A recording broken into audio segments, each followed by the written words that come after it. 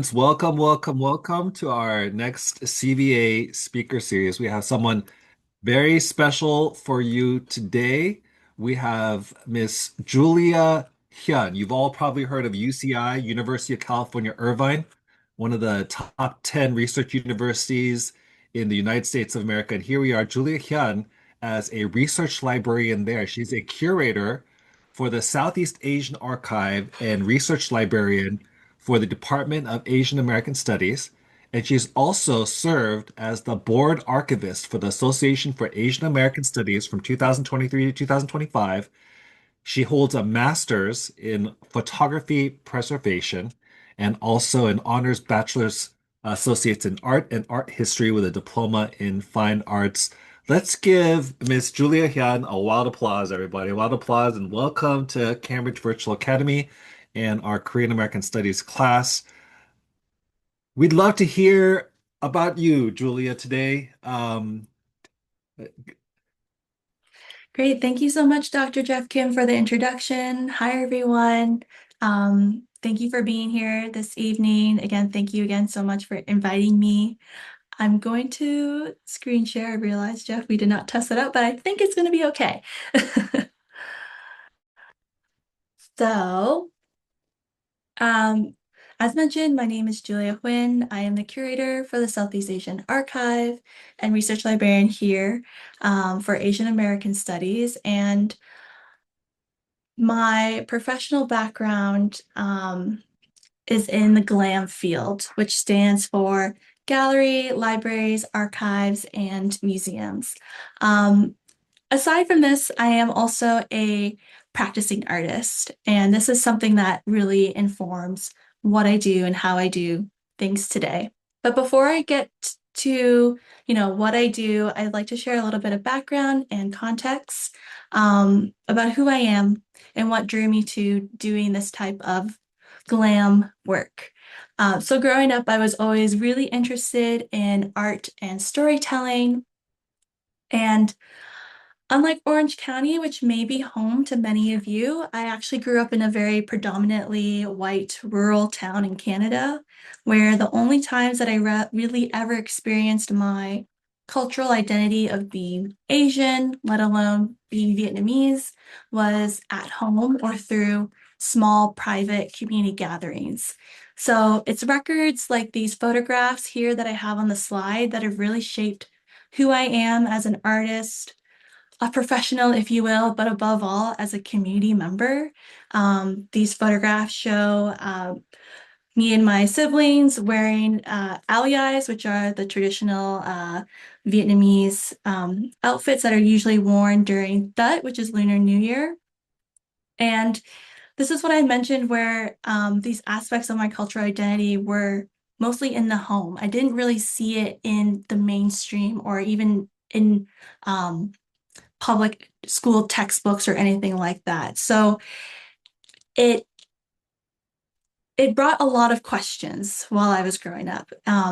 As mentioned, when Dr. Kim introduced me, I pursued an undergraduate degree in art history and studio art because I felt like art such as painting and photography were the best mediums for me to express myself and to try to make sense of this hyphenated identity of being Vietnamese Canadian. And there was questions that I had like, am I Vietnamese enough?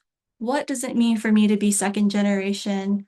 How can I begin to heal or at least unpack some of the intergenerational trauma that I've inherited being a child of refugees?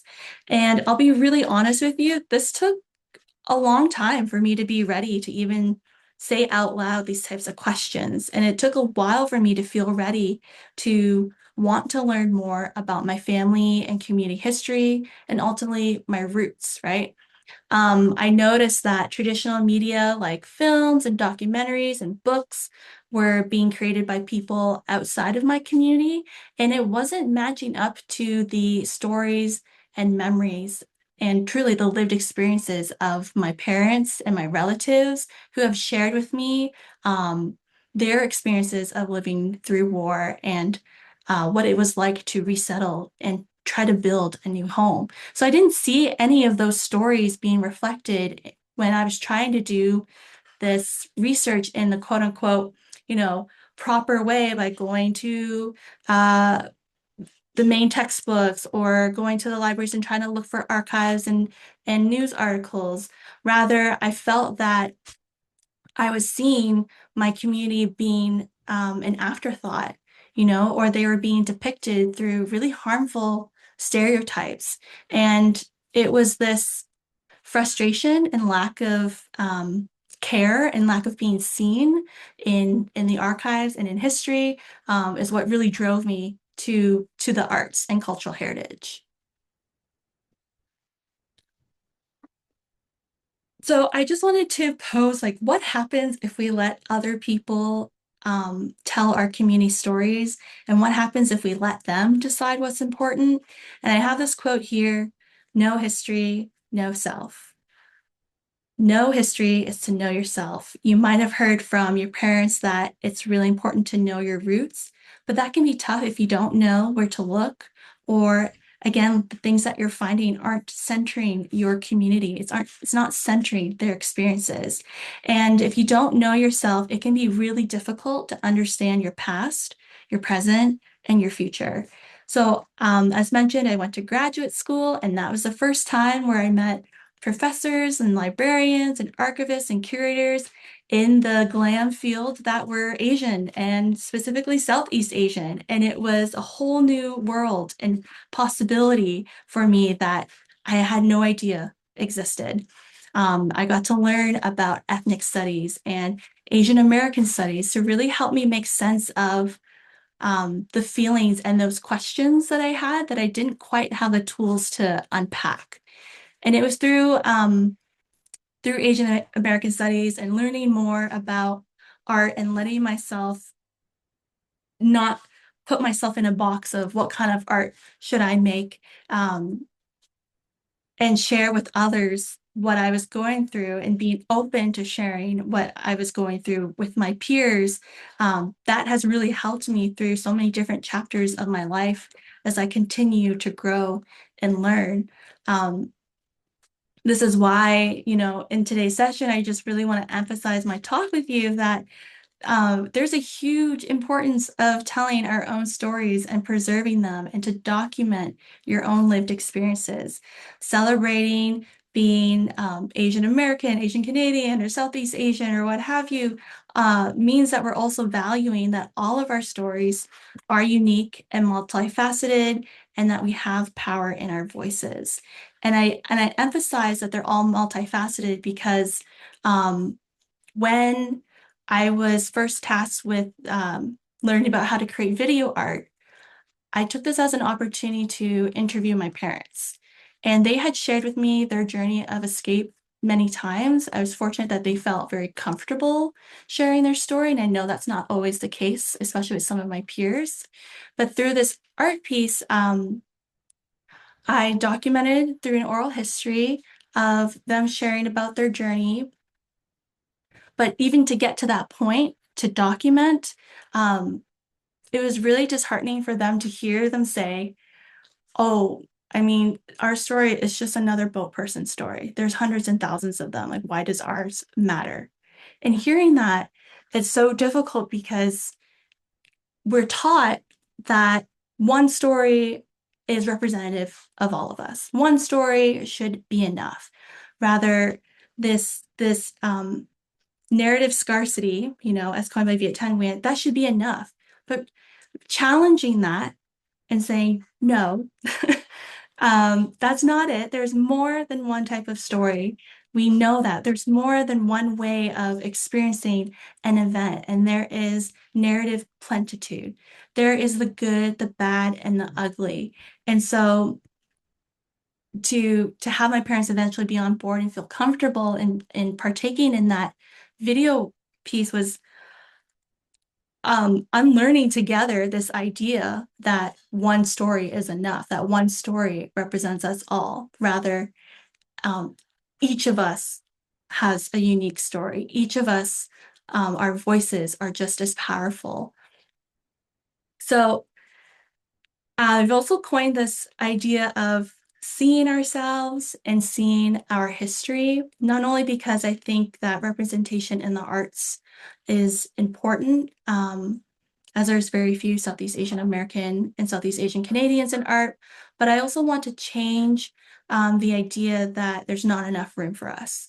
There is certainly room for us all. And to do work within the Southeast Asian Archive, I'm very adamant and passionate that we be the ones to take autonomy and that we have the agency to shape our narratives and share it however we want to share it, and that we decide what's important. Um, like I mentioned, so often we're told that the immigrant and refugee experience is just another same old story. That's not the case.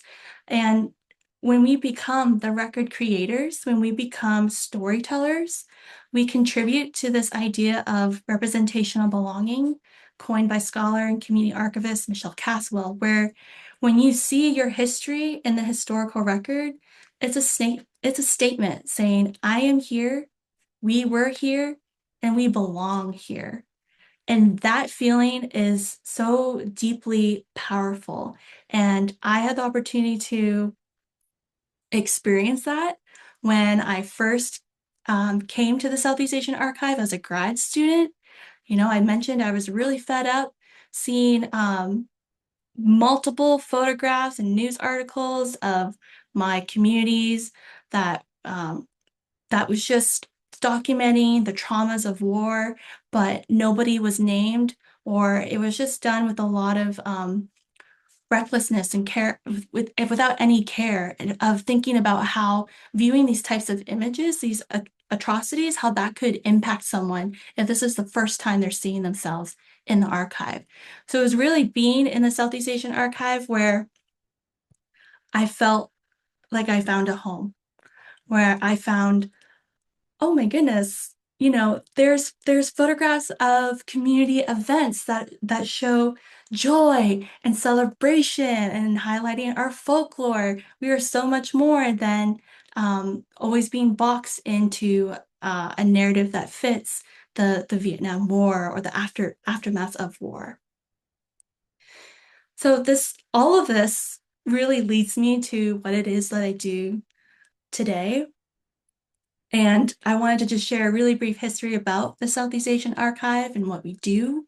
Um, so it was established in 1987 in response to community members, Dr. Pham Kao Zung in particular, approaching the libraries, noting that at the time there was a large increase in the Indo-Chinese refugee population in Orange County, and they felt that it was important that the libraries begin to document and preserve these stories. So Dr. Pham Kao Zung approached the libraries, pitched the idea that they should start collecting, and founding librarian Anne Frank at the time really hit the ground running with that. She attended events, she went to community partners, she would collect flyers or posters and anything that she could get her hands on that would be tucked away in a filing cabinet. And then eventually it just grew and grew and grew until it became formally established as an archive. And our collection is very broad and interdisciplinary, documenting the social, cultural, religious, and political economic life of members of the Cambodian, Hmong, and Laotian and Vietnamese diasporas. So I always mention that while we're called the Southeast Asian Archive, our collection really focuses primarily on communities from former French Indochina. And the Southeast Asian Archive really has begun to evolve from traditional capital A archive to a community-centered archive, which means being in collaboration with community members, ensuring that community members have a say in how they want to tell and preserve their own stories.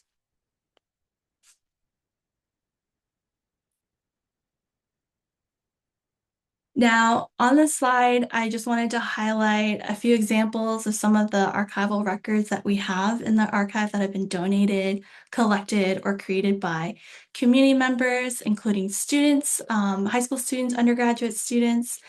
We have news reports of by Project Nyok, which is a student activist group at UC Irvine that was formed in response to those that were still seeking asylum in the camps in Hong Kong.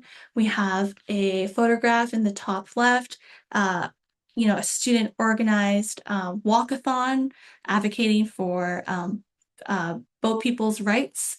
Then we also have Club of Noodles, which was a student comedy troupe. So again, what I mentioned before, that when there's a public idea, when we mention Southeast Asians or Vietnamese or Cambodian or Lao or Hmong, there is a particular like stereotype or there's a way that they're always tied to violence, tied to wars, which is part of our history, which is why we are here. And there is space for us to also highlight and share how how we're making art, how we're building community, how we're creating plays to poke fun at ourselves and doing these celebrations. So on this slide as well, these are some different types of records that we have beyond what you might think an archival record is. Primary sources are very vast, and that's something that I really love about the Southeast Asian Archive is just how many unique sources that we have. We have instruments, textiles, audio cassette tapes, a video documenting a pageant, and then to the right, VHS tapes. And this is the Vietnamese version of Cinderella. So thinking again about entertainment, how is the community entertaining themselves? How are they sharing information when they had to come to a brand new place and build community? How do they get the word out? How do they still maintain culture? All these questions that I posed earlier that I had for myself, those are quite universal. These are things that everyone is navigating, but how they approach it is so different. So now this is a really general summary of what I do as curator for the Southeast Asian Archive and research librarian. I help with any research appointments that students may have, finding resources. I help with doing instruction, sharing about the Southeast Asian Archive and how to do archival research, as well as planning programming and events and doing outreach at conferences, for example. And then I also help when folks are interested in donating materials to the Southeast Asian Archive. So my role as curator, which its root word in Latin is to care. So it's beyond just caring for the literal physical objects and making sure that they're in environmentally sound, acid-free boxes and folders and properly cataloged, but it's also a care in thinking about where can the priorities shift? So as I mentioned, the Southeast Asian Archive evolving to a community-centered archive, it means also um, being self-reflective and self-critical about where are the gaps? Whose stories are we still missing? Um, a good number of collections that we have are created by people outside of the community. There are folks that were VIMI volunteers with the refugee agencies, or they were part of doing the resettlement, or they were resettlement volunteers when they came to the U.S. All of this is part of our history, but to be and practice care and to be community-centered, it's challenging how we collect. It's challenging whether or not we we are the homes for these records. So there's something called post-custodial, where the concept is community partners, they would still have autonomy and control over their materials should they choose to donate at the libraries here. They get to decide. It's not necessarily, oh, we can only have this partnership if you give it to us. That's not the case. It is really up to the community, whether or not they want to share, right? I always say that it's a privilege for us to get to care for these materials because um, we're their new home. They could go to any other place, but the fact that someone um, wanted to have these materials here or they're interested is something that I don't take lightly.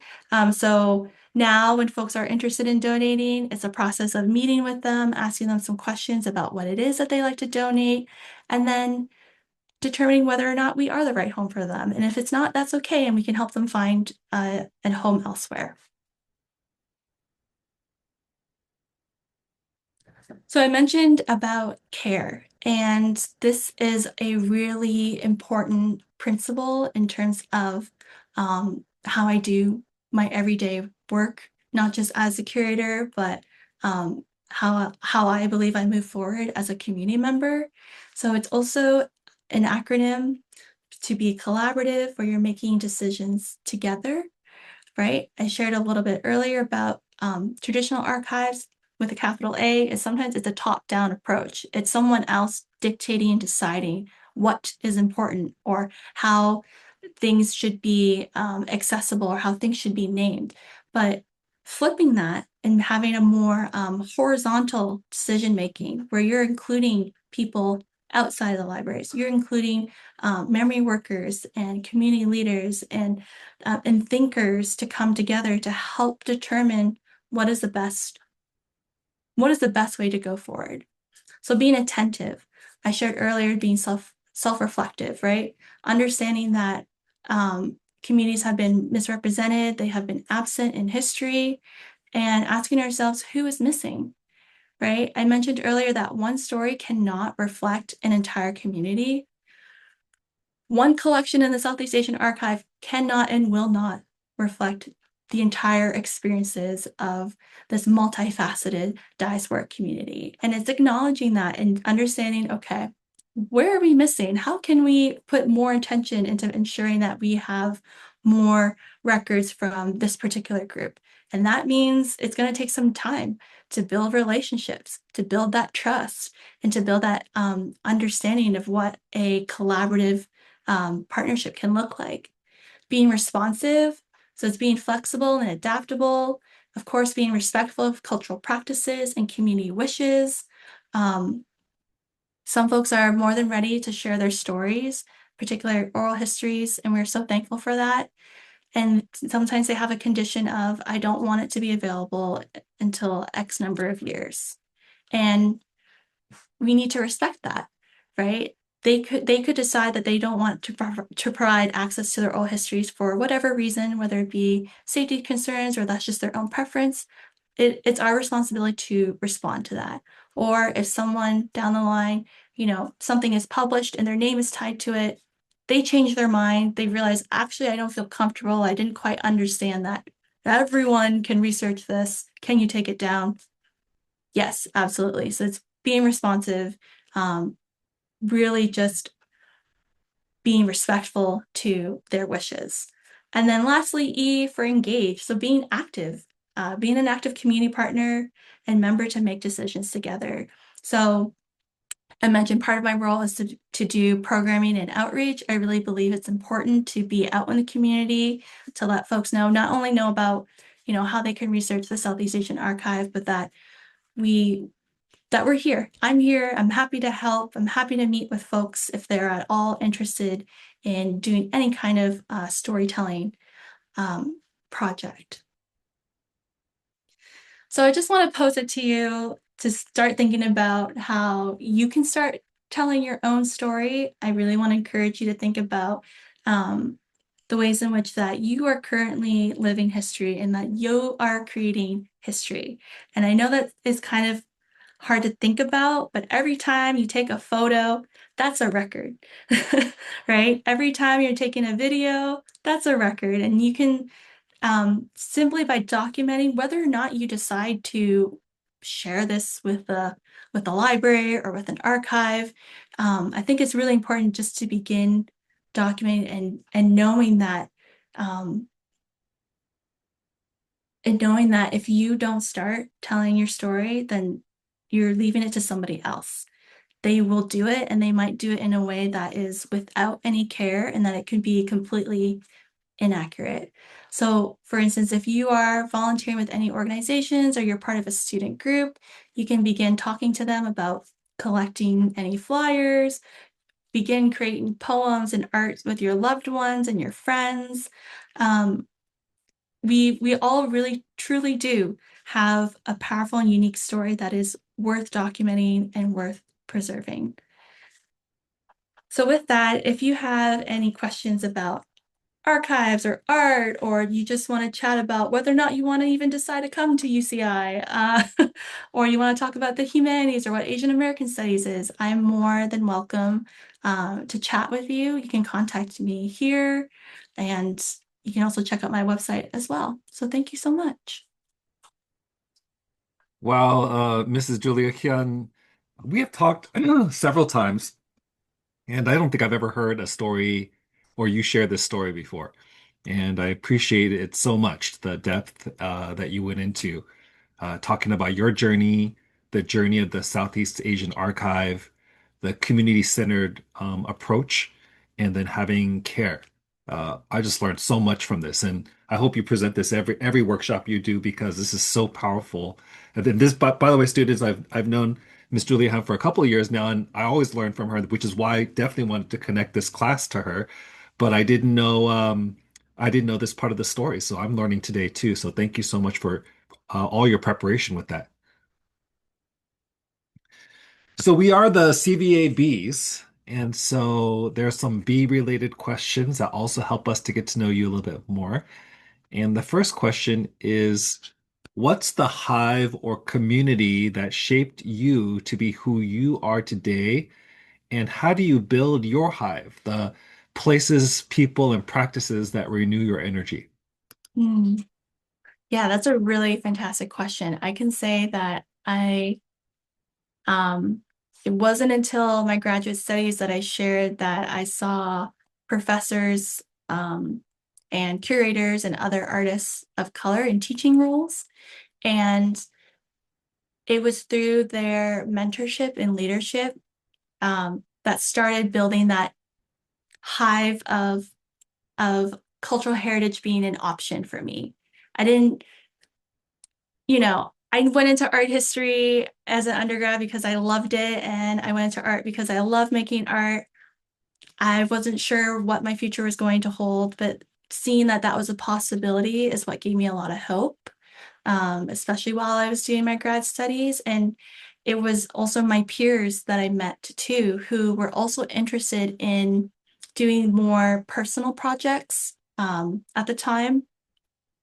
That was really my hive where I found some like-minded folks who were really interested in teasing out their own hyphenated identities, whether or not they were also Vietnamese or whether or not they were Southeast Asian. Um, but it was that community, that common understanding, uh, is what really gave me the support that I needed. And where I feel like we continue to build our hive. One way is that during the pandemic, uh, while I was still in Canada, my friends and I created a grassroots arts collective called Empower Phu No, which means empower women in Vietnamese. And all of us got together because we had similar questions of what does it mean to be a daughter of the diaspora? What does it mean to be Vietnamese? Again, like the questions I posed earlier, but we were also all seeking community during the pandemic, during lockdown. And so, it started as three of us, which then, as we put out a call for folks to join our programming, expanded, and it's kept growing to a core of six. And, it's a small but mighty hive, I feel. And it's folks that, though I'm not in Canada, I know I can still lean on. So it's also understanding that your hive might not always be around you, and you might not always be constantly talking with them, but that you can kind of pick up where you left off whenever you need to. Ms. Julian, you've had so many successes, so many wins in your life, and yet I know you must have also experienced some stings too, some setbacks, challenges, but through them you learned to become more resilient or taught you resilience. Do you have a story like that, a sting that you grew from? Yeah, you know what? Um, there was I was like, there's a lot of stings, Dr. Kim. No, but one in particular, it was actually trying to get a position in cultural heritage. And you're going through, you know, I'll share this a little bit when you're applying, especially for an higher education. There's oftentimes sometimes 2 or 3 rounds of interviews. It's very taxing, and sometimes you have to do an in-person, all day in-person interview. And there's a position that I really wanted. I thought that this was right up my alley. It was like my dream job, and it didn't work out. And that was a really huge sting when you invest so much into it, right? And you're hoping for the best outcome. You're like, I made it all the way here, hoping for some good news. And then it didn't quite work out. But I see it truly as what needed to happen because it forced me to slow down because I was ready to just get the ball rolling. And, you know, I'll say this very honestly, after I graduated, I was working like 4 jobs, 4 different jobs. I was a teaching assistant, I was a project archivist, I was a program coordinator. It was a lot, but I wasn't listening to um, how this was impacting me mentally or emotionally. So, as much as I was really invested in getting that position and then not getting it, it did hurt. And I let myself, feel what you need to feel. And that's something, again, my hive mind, my friends reminded me of that it's okay to feel the grief of what could have been. And that's something that I have that's like stuck with me a lot. And as I mentioned, yeah, not getting it, it forced me to slow down. It forced me to take a pause and really reprioritize what's important because if I'm pouring so much of myself into these really exciting projects, right, that I want to build with community that I want to do, but if I'm not taking care of myself, then it's not good. Right? How can I take care of others if I'm not taking care of myself? So that sting is what really it forced me to really stop and take a look at what it is, what's working and not working. Yeah. Yeah, I've heard that sometimes pain can cause folks to slow down and reflect and think. And what a great lesson for all of us that sometimes we have our number one goals, but it doesn't work out that way sometimes, but it still can be a good thing. I have another question for you. You have many successes, but we want to know what that success looks like for you. Like, what does honey or honeycomb look like for you? So when you think about being a successful person or successful at what you do, what does that mean exactly for you? Hmm. It's definitely has changed over the years. I would say like when I was still in school, I'd be like, oh, success will be getting a job, any job, right? But as you like build experience, it's to me, it's like I don't dread what I'm doing. Instead, I'm like I excited to do what it is that I do. Or personally for me, I feel that the fact that every day looks different is something that I really enjoy.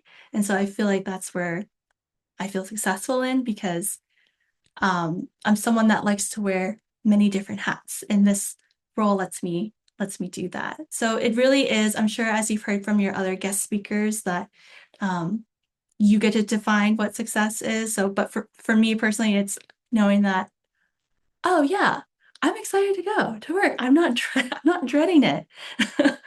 And I also feel that success, while I'm still working on it, is having uh, good boundaries between work and home and having a better balance like that's something that I strive for that I think that balance is really is personally really important. Yeah. So I know there are many passions that you have, but what is one community or it could be country or global issue that if many people could swarm around that innovative idea or create solutions, what might that be?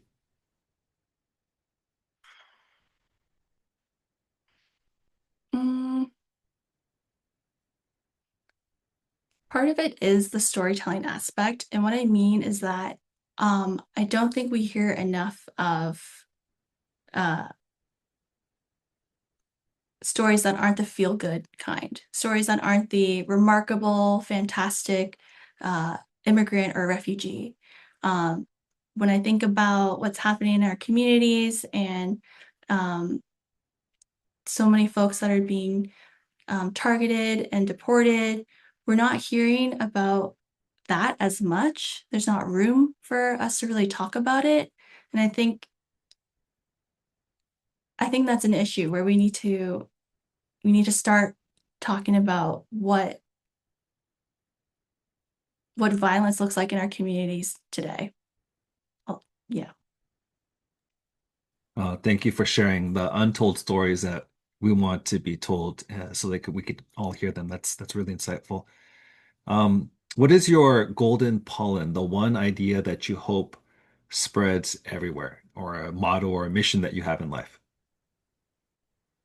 Mm, I feel like it's to not wait to tell or to share your story in whatever way that may be, whether that's through art or creating videos or writing a book or creating uh, a zine. Um, to yeah, not seek permission, just do it. uh, Sometimes I think that's where that lull, like waiting or waiting for the right moment. Should I do this? Should I do that? It can just stall it from ever happening. So if you have an exciting idea, I say just go for it. Don't be afraid to ask for help too if you need it. There's always folks that are willing to share their experiences or direct you in resources that can help you, you know, bring your own passion project to life. And that might actually connect to the challenge for our students. Like, what challenge would you like to give our students and community? So, is it them telling their stories or going out in the community collecting stories? What would be like a challenge that you have for our students? Are juniors and seniors mainly in high school. They're about to go off to college, many of them. So, what would be kind of a challenge as they're thinking about next year? What would be like a challenge that you have for them? I would say to document in whatever way, whether that be like writing, just how you are in this present moment, and give yourself, even if it's 5 to 10 minutes, to do that reflection. I think it's a challenge to allow ourselves um, to process emotions and feelings. Oftentimes, we're kind of told to just get through it. Oh, you have your next class or you have your next shift at work, and you're just constantly running, and there's no time to really pause. And I think the challenge is letting yourself pause and just have the prompt of how am I feeling today, and just seeing where that goes. Well, Mrs. Julia Hyun, a big part of this course is knowing our story and telling our story. And so thank you for your wisdom because it's going to help us to do that even better. Class, let's just give a big round of applause for Miss Julia Hyun at this time.